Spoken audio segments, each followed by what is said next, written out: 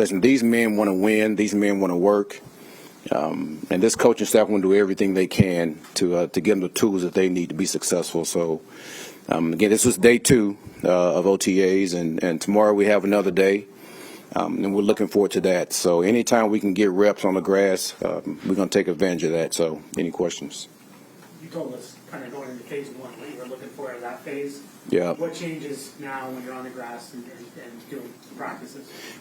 My message changes for the most part. Again, I don't want to go too far into that because early on, man, it's strength and conditioning. It's building our culture, building environment. And now since we're on the grass and you're starting to compete a little bit more, there's other things that I'm looking for. There's other things I want to focus on as far as us building a team and with this program that we have going on. So, and I will leave that to me and the players to really talk about. But the verbiage is different, and the way that we go about doing things is a little bit different, which we still in that culture. We're still in that build environment phase, and we're still working out. But there's other things that goes into it when you're on the grass and you're competing. How much, without them being enhanced, how much evaluation can you do, like personnel evaluation, positional battles, and so forth? The physical part, you really can't.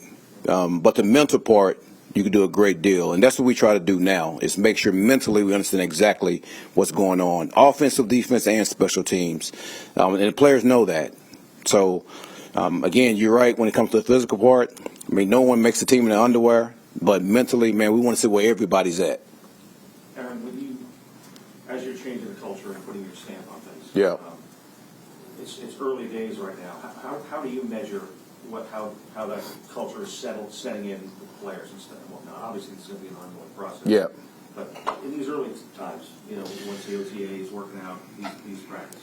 Listen, I'm a firm believer that it like in 6 weeks, which is our first 2 phases, you don't totally develop a culture. I mean, that's always ongoing.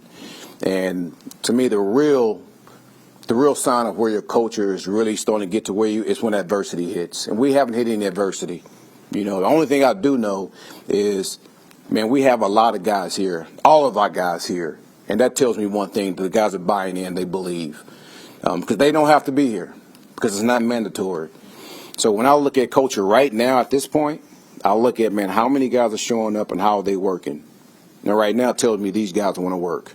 So that's what I'm looking at, and I think that's a really good thing right now, our guys. Aaron, you guys were pretty selective in free agency. What made Andre Cisco a guy that you wanted to target, that you saw a young player who actually took a 1-year deal in a free agency for somebody his age? That seems a little rare. Well, we're going to be selective in everything that we do. I don't want this to be an outfit where everybody fits, and that's just what it is. Every guy has to have some type of characteristic that fits what we do and what we're about. And Cisco does. Number one, he's a really, really good person. He's a really good football player. He's a player that can get the ball back for you. He believes in team, and he's a guy that when he was at Syracuse, he made a lot of plays on the ball. So those things I like about him. And you watch him how he operate with his teammates, you could tell that he's a true team guy. And I think that's only going to get better, once we continue to coach him and once he understands the dynamics of everything that we got going on. Listen, he's a guy, again, that he's been there for a couple of weeks, and he's still trying to figure things out when it comes to how we operate. But he's doing a good job for us, and I'm happy that we got him. Now you've gotten a chance to see him in person and a little bit on the field. What's your impression of Will McDonald? Say it again? Will McDonald. What's your impression of him now that you've seen and gotten your hands on him in person? He's a dynamic athlete for a guy of his stature. I think he's like 6'4", like 240. And he actually weighed in more than that because he's gained about 15 pounds. So, which is very good for him because it allows him to be able to set an edge a lot better. But he has really long arms. Again, I already said it, but dynamic athlete. He's a guy that has a skill set as far as rushing the passer that, listen, I haven't been around a lot of guys just in my coaching tenure like what we have with him. So I'm going to enjoy seeing exactly what he's going to be able to do with us, and we're going to let him go. We're going to let him loose. We're going to let him go get the passer. That's what he does best. So I'm just looking forward to when he gets the pads on and when you can just put him in live action, see what he can really do. Despite the 15 pound, I mean, again, it's an OTA. Yeah. I think you're really flying around out there. It doesn't seem like he's lost any of that speed that made him special last year. Well, we never want to take that away from him. I mean, that's his superpower. It's his speed off the edge. But I think he understands for him to be at his best and to be the max everything out of his potential, he needs to get stronger. He needs to get bigger. And not to a point where it's going to stop him from having that speed ball he has on the edge. But, man, for him to be able to set an edge, for him to be able to take on these 320-pound tackles, he knows he has to be able to do that. So just from him having the awareness of that, I mean, you give him a lot of credit on that. But that speed ball he has, I don't think that's ever going away. Aaron, we know what type of playmaker Garrett is. Yep. And, how talented he is. Is there something you see from him in your short time with him, or that you're learning about him, that you think you can go even further? Give him the ball as much as possible. Give him the ball as much as possible. That's it. How has he helped out in a little time that you know him, just with the culture that you're trying to build here with the Jets? He's been here every day. So when you have your best guys here every day, when you have your best guys working like that, man, that speaks for itself. Do you see that connection with him and Justin, from playing college? We just had 2 days of work. So let's let this thing play out a little bit more. With the, Aaron, I think there's only 4 guys on the roster who are 30 years old Yeah. and up. How much of a concerted effort was made in the offseason to make the roster younger? And some coaches get a little jittery when they have to play that many young guys. Yeah. How do you feel about playing young guys early?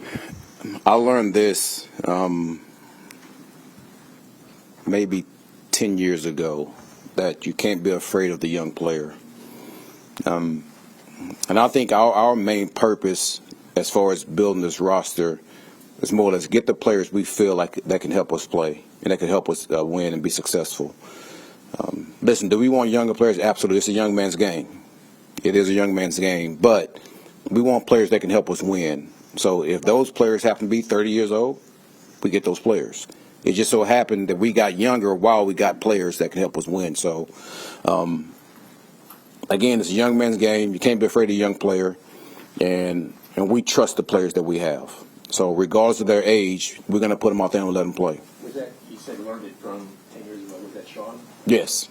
Yes. Actually, it was Jeff Ireland, who was our college director, that told me that. When you have a roster this young, have guys started to emerge as guys that are going to be leaders of this team? Say it again. Have guys started to emerge that you think will be leaders, like players in the locker room, when you have a younger roster like that? Listen, we have a number of guys that coming from college or come from other teams, and I would say Cisco is one of those guys that we just talked about that has natural leader ability. And here's one thing that I tell all of our guys when it comes to leadership. Leadership is not about how you come out and you give these rah-rah speeches. Leadership is about influence. And how do you influence the next person on how they operate? And we have a number of young guys that understand that, are starting to understand that and start to operate that way. So as we go throughout these OTAs, man, that's really going to show up at some point. So the thing is, they understand what leadership is, and they're trying their butts off to just make sure they go out there and they influence their teammates by going out there and doing things they need to do. Aaron, Take a couple more. Along those lines, with Justin Fields, Yep. how is he fitting in that way as we don't really haven't gotten to know him well yet? Seems like a pretty quiet, chill guy. Yeah. What kind of a leader is he? Well, that is his personality, and exactly what I just said is what he's trying to do, and just to be a positive influence on all his teammates. And listen, Justin's doing things outside of the building that I'm going to let him speak on whenever you guys talk to him, show how he's trying to just have relationships with all the players, and not just the offensive players either, just with all the players on the team.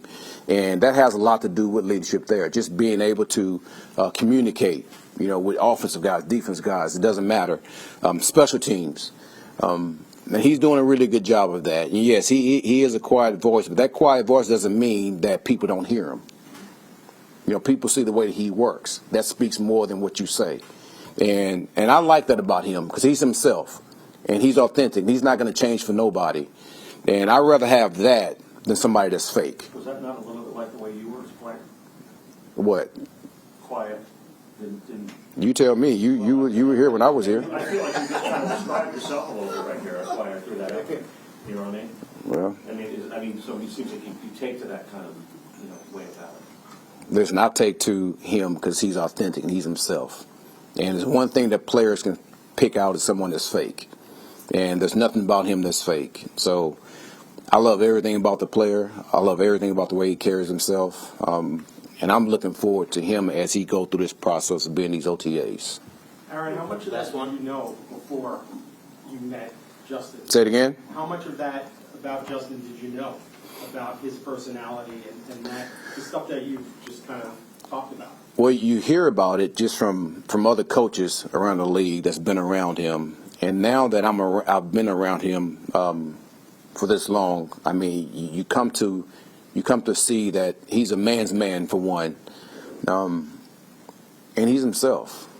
And again, I like that about him. I like that he's not trying to be, and I'm going to use a Parcells deal now.